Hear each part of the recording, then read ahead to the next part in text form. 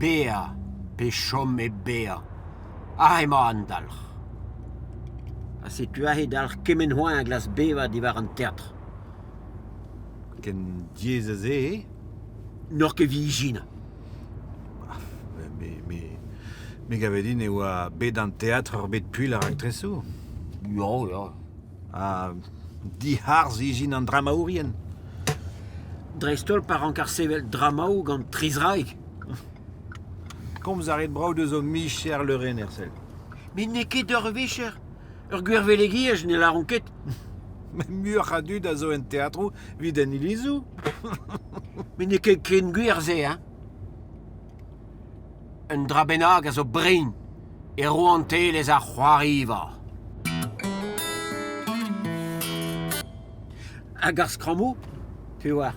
Penaos kevez a taouto? Hein, penaos ta?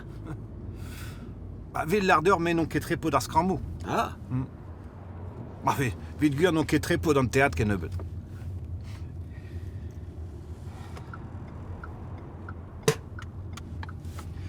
force penaos, bep trop a skrivañ ar pechroari, e vez burutellet ganol.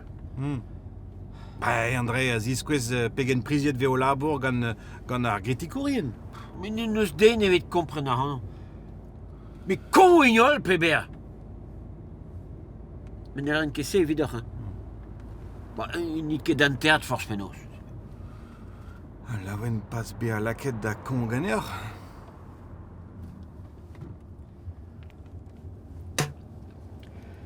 Displiket meus dior peseurt raktres va ganin? Chom ep tu fao evinou a moto? Oh, pestit kaer! Ne met rehi ar un tamm.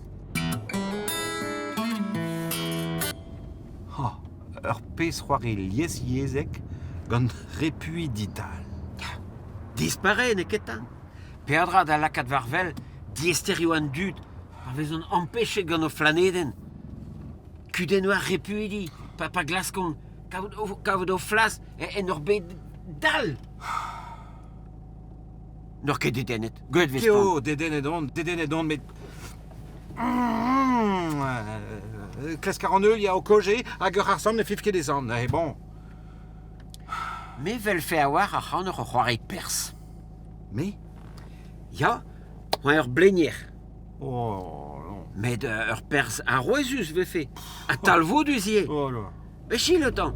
Pe fe ket dim da gompozi. Hein? A peidal an ol gomedianet. On oe ur blenier evit kas a degaz ar strolat. Na hui, na veli ket skler matre. O, me blenier ne ket mazra. Oh. A perag meus goulennet beaj gant flapakar gav dor. Ah là là là là là là là là, allez, mais qu'est-ce que t'as? Allez, tout le marin! Pegen brau. Pegen naturel.